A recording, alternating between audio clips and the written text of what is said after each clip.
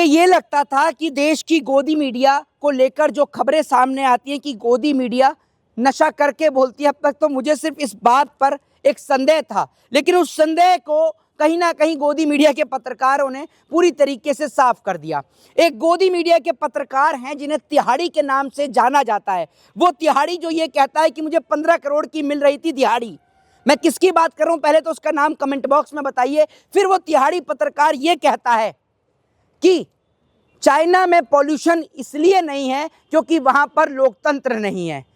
कुछ ऐसा ही काम दिल्ली की मुख्यमंत्री भी करती हैं जिनको AQI और IQ में फर्क समझ में नहीं आता। अब आप लोग ये समझ लीजिए कि इन बातों से ये तो साफ स्पष्ट हो जाता है कि दिल्ली वाकई में ही दिल वालों की है, क्योंकि अगर दिल्ली दिमाग वालों की होती तो इन जैसी मुख्यमंत्री को चुना नहीं जाता। जो मुख्यमंत्री आज पॉल्यूशन पर चर्चा नहीं कर रही, अपने नेता मंत्रियों के लिए तो विधानसभा के अंदर एयर प्योरीफायर लग चुका है, लेकिन दिल्ली की जनता इसी खुली हवा में जहरीली सांस लेकर दम घुटने से मर रही है। जो सांस लेने के जो प्रॉब्लम है, जिनको अस्थमा की प्रॉब्लम है, वो लोग किस तरीके से सांस ले पा रहे हैं, ये बात आप उन लोगों से ही पूछिए। और आज जिस तरीके से दिल्ली की आबो हवा खराब है, जहां पत्रकार को सरकार से सवाल करना चाहिए, वहां नए नए तर्क देने का काम गोदी मीडिया के पत्रकार कर रहे हैं। देश के अंदर जिस तरीके से अल्पसंख्यकों के ऊपर अत्याचार हो रहा है, जिस तरीके से सरेआम दीपू चंद्र दास को जला दिया जाता है,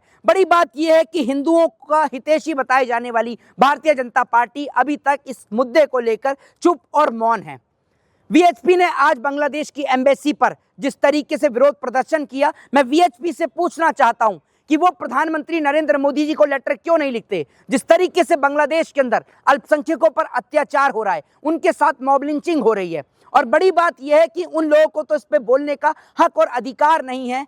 जो लोग जब भारत देश के अंदर किसी के साथ मॉब लिंचिंग होती है तो उस पर अपनी अलग अलग प्रतिक्रिया देते हैं। मैं ये कहना चाहता हूं, मॉब लिंचिंग किसी के भी साथ हो, वो सरासर गलत है और मैं उसका विरोध करता हूं। और एक बात जरूर कहना चाहूंगा कि प्रधानमंत्री जी, जो आप कहते थे कि आपने बांग्लादेश की आज़ादी की लड़ाई लड़ी है, उस वक्त पर तो आपको लड़ते हुए किसी ने नहीं देखा, लेकिन आज पूरा देश आपको देख लेगा। तो बांग्लादेश में जिस तरीके से अल्पसंख्यकों पर अत्याचार हो रहा है, उस पर आप लोग की क्या राय है, क्या प्रतिक्रिया? अपनी प्रतिक्रिया कमेंट बॉक्स में जरूर दें। और मैं प्रधानमंत्री से कहना चाहूंगा कि वो जल्द संज्ञान लें, और बांग्लादेश के लोगों से कहना चाहूंगा कि अगर बांग्लादेश के हिंदू अगर वहां अपने आप को असुरक्षित महसूस कर रहे हैं तो भारत देश में आकर रहें। और तो जहां भारतीय जनता पार्टी के नेता चर्चा करते हैं झटके और हलाल मीट पर, वहीं दूसरी ओर जिस तरीके से भारतीय गवर्नमेंट ओमान के साथ में हलाल मीट का कॉन्ट्रैक्ट साइन करती है, वो सबके सामने है।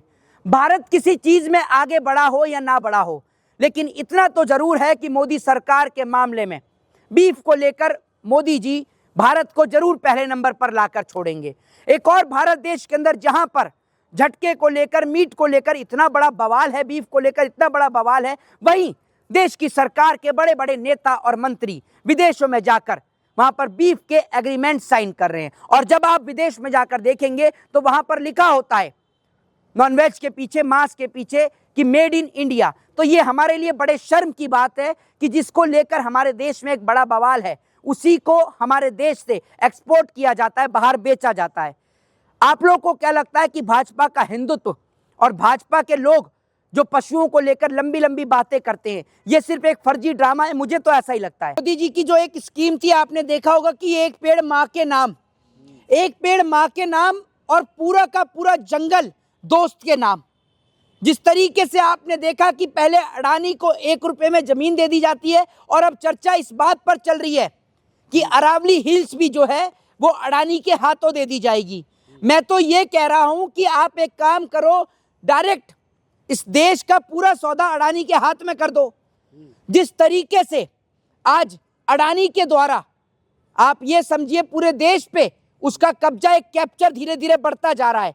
चाहे 1 रुपए में जमीन देने का मामला हो, अरावली हिल्स का मामला हो। लेकिन दूसरी ओर मैं ये कहना चाहता हूं कि जिसको ये कहा जाता है कि 4th पिलर ऑफ डेमोक्रेसी, लोकतंत्र का चौथा स्तंभ, जिसको कहा जाता है पत्रकार, आज के समय में वो पत्रकार, गोदी मीडिया के वो पत्रकार इतनी चाटुकारिता, इतनी चापलूसी और इतनी सरकार की गुलामी कर सकते हैं, ये देश देखकर तो मैं हैरान हूं। मुझे लग नहीं रहा कि इतनी गुलामी भी कोई सरकार की कर सकता है।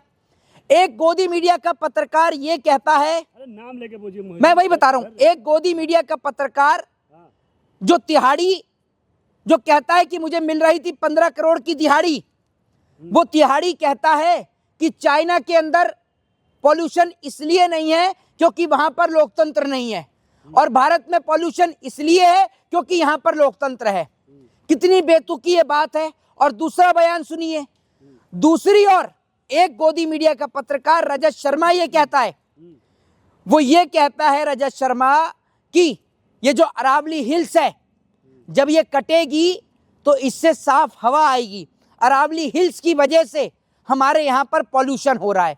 मतलब अब तक तो हमें ये पढ़ाया जाता था कि एनवायरनमेंट, क्लाइमेट जो बैलेंस होता है वो होता है प्रकृति से, वो जो संतुलन में आता है वो आता है पेड़ पौधों से। लेकिन पहली बार मैं ये सुन रहा हूं कि पॉल्यूशन का कारण पेड़ पौधे बन रहे हैं।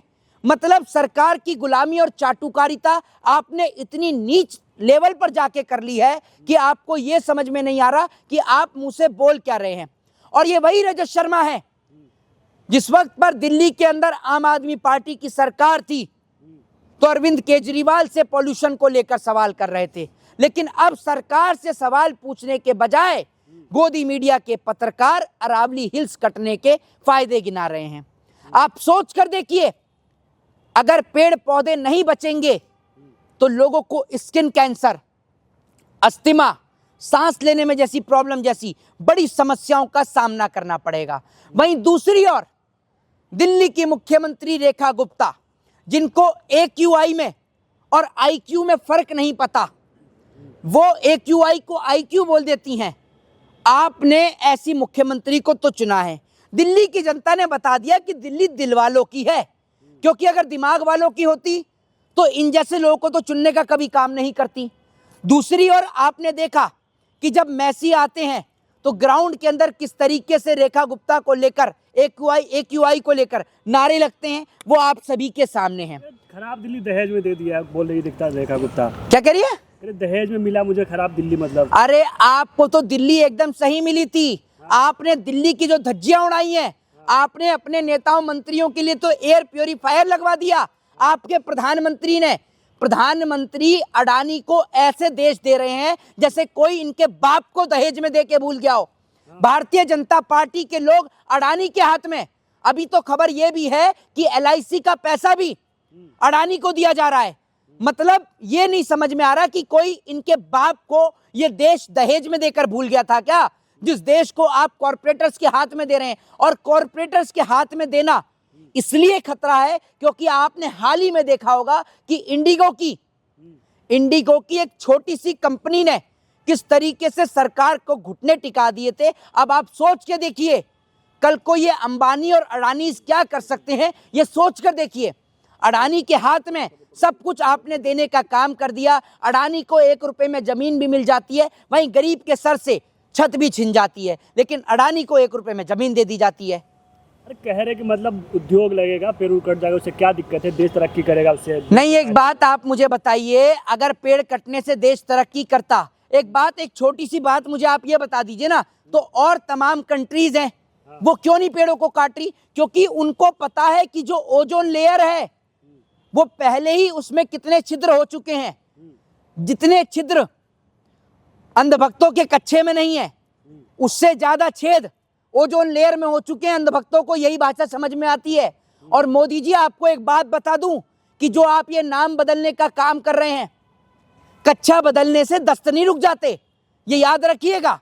ये जो आप नाम बदलने का जो आप ये एजेंडा चला रहे हैं, लोगों के दिमाग को घुमा रहे हैं। और भारतीय जनता पार्टी में सारे नेता मुझे लग रहा है अनपढ़, जाहिल और गंवार ही हैं। गोदी मीडिया के पत्रकार भी ऐसे ही रख रखे हैं। वो पत्रकार, एक पत्रकार कह रहा है कि अरावली हिल्स कटने से पॉल्यूशन नहीं होगा, अरावली हिल्स की वजह से पॉल्यूशन है। दूसरा पत्रकार कह रहा है कि चाइना में लोकतंत्र नहीं है तो वहाँ पॉल्यूशन नहीं है। मतलब बेबुनियादी बातें, अनपढ़, जाहिल और गंवारों वाली बातें। वो मनोज तिवारी जो बीजेपी का एक नेता है, वो कह रहा है कि भैया हम तो डॉलर इस्तेमाल ही नहीं करते, हम तो रुपया इस्तेमाल करते हैं, डॉलर कितना भी महंगा हो। एक बीजेपी की काउंसलर जो है वो एक विदेशी व्यक्ति के साथ किस तरीके से बदतमीजी कर रही है, उसको कहिए कि हिंदी भाषा बोलो। तो सारे अनपढ़, जाहिल और गंवार सारे भाजपा में भर्ती हो गए हैं। वहीं दूसरी ओर आप ये देखो, वहां हलाल और झटके पर देश में लड़ाई हो रही है। वहीं दूसरी ओर ओमान को जो है वो भारत जो है वो हलाल सर्टिफिकेट दे रहा है। बीजेपी के तमाम बड़े बड़े नेता वहां बैठे हुए हैं। तो देश की जनता का माइंड वॉश किया जा रहा है। सुधीर चौधरी को 15 करोड़ मिल रहा है देश की जनता के पैसे से। तो नहीं, एक बात आप मुझे ये बताओ, सुन तो लो मेरी बात, आप मुझे बताओ। इस पर गोदी मीडिया के एक पत्रकार ने ही उसको जवाब दिया, शायद उसका ईमान जाग गया है। नाम है अर्नब गोस्वामी। अर्नब गोस्वामी ने कहा कि 15 करोड़ की तनख्वाह मिलने वाला सरकार से सवाल नहीं पूछ पा रहा। और हकीकत है, जब यही 15 करोड़ का दिहाड़ी तिहाड़ी जब सरकार से सवाल पूछने के लिए प्रधानमंत्री का इंटरव्यू लेने जाता है तो पूछता है, मोदी जी जेब में बटुआ रखते हैं नहीं रखते हैं? बताओ, ये सवाल है एक पत्रकार का। आप सीधा बोलिए कि आप मोदी के गुलाम हैं। और मुझे तो ऐसा लगता है कि शायद नशा करके बैठते हैं। इससे पहले एक वो चौरसिया था, दीपक चौरसिया, आपने देखा होगा किस तरीके से स्टूडियो रूम में नशा करके घुस गया। ये ऑफ कैमरा शायद नशा करते हो मुझे लगता है, लेकिन अब ऑन कैमरा भी नशा करके ही बैठ रहे हैं, वरना इस तरीके की बातें तो कभी नहीं बोलते। और जिस तरीके के इन्होंने बयान दिए वो आप लोगों के सामने, वाकई में भारत देश की मीडिया, देश की गोदी मीडिया जो है, हमारे देश की इंडिया की जो मीडिया है, वाकई में सरकार की चाटुकारिता में इतना लीन हो गई, पैसे की इतनी बड़ी ताकत हो गई कि सरकार से सवाल पूछने का दम थम अब इनके अंदर नहीं बचा। सुप्रीम कोर्ट का फैसला है, आप लोग मतलब क्यों इस खिलाफ बोल रहे हैं उसके, सुप्रीम कोर्ट के? भाई एक बात आप मुझे बताइए, हम सुप्रीम कोर्ट के फैसले के खिलाफ नहीं है, लेकिन अगर हमारी जान जाएगी, हमें तकलीफ होगी, तो हम क्यों नहीं बोलेंगे? क्या सुप्रीम कोर्ट हमारे से हमारे बोलने का हक और अधिकार छीन लेगा? राइट टू स्पीच का, राइट टू फ्रीडम का हक और अधिकार हमें देश का कॉन्स्टिट्यूशन देता है। आप ये समझिए, उसको रोकने का अधिकार तो सुप्रीम कोर्ट के पास भी नहीं है, क्योंकि ये अधिकार हमारा फंडामेंटल राइट है। भाई जिस चीज से देश की जनता को और देश के लोगों को तकलीफ होगी, उस पर सवाल और प्रश्न चिन्ह खड़े किए जाएंगे, चाहे फिर सामने सुप्रीम कोर्ट हो या प्रधानमंत्री हो।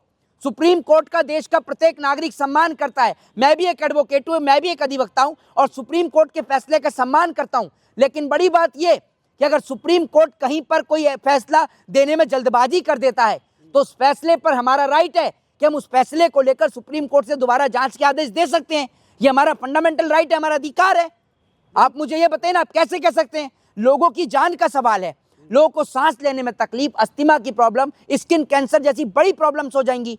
ये जो क्लाइमेट आपको थोड़ा बहुत देखने को मिल रहा है, जो ठंड आपको देखने को मिल रही है, ये सारी ठंड चली जाएगी और उसके बाद गर्मी इतनी आएगी, ये जो धूल आंधी आती है राजस्थान से उड़कर, वो सीधा यहाँ तक आएगी। क्योंकि जब अरावली हिल्स कट जाएगी, पेड़ पौधे उसको कंट्रोल करते हैं, क्लाइमेट को मैनेज करते हैं, वो सब कुछ नहीं बचेगा। और आप लोग को ये बातें समझ ही नहीं आ रही हैं। आप तो चाटुकारिता कर रहे हैं सरकार की। अडानी का बस नहीं चल रहा, अडानी को हमारी किडनियां तक दे दे सरकार। कुछ लोग कह रहे हैं अडानी से दिक्कत है आप लोग को, कुछ भी होता है अडानी, आप लोग बोलने लगते हैं अडानी के। अरे दिक्कत अडानी से नहीं, अरावली हिल्स क्यों दे दी? आप हर चीज गवर्नमेंट को दिए, वो क्या कहते हैं, प्राइवेट कंपनियों को दिए जा रहे हो। कोई इनके बाप को दहेज में देके भूल गया क्या भाजपा के लोगों को, जो सारे कुछ बांटने में लग रहे हो? ये देश उन तमाम लोगों का है जिन्होंने इस देश के लिए, आजादी के लिए अपना सब कुछ कुर्बान कर दिया। और आज आप लोगों को, अरे अगर लोगों को मारना चाहते हो तो एक बार ऐसी गोलियां मार दो ना, खड़ा करके ग्राउंड के अंदर भून दो लोगों को, या परमाणु छोड़ दो हमारे ऊपर। आप लोगों को इस तरीके से तड़पा तड़पा के मार रहे हो। आज जो दिल्ली में एयर क्वालिटी इंडेक्स जो है कई जगह का 400 पार है, लोगों को सांस लेने में तकलीफ है। दिल्ली की मुख्यमंत्री पता नहीं अजीबोगरीब बयान दे रही हैं, पता नहीं किस तरीके के बयानबाजी कर रही हैं, समझ ही नहीं आ रहा। ये मुख्यमंत्री है, ये तो बस में कंडक्टर बनने के लायक नहीं है।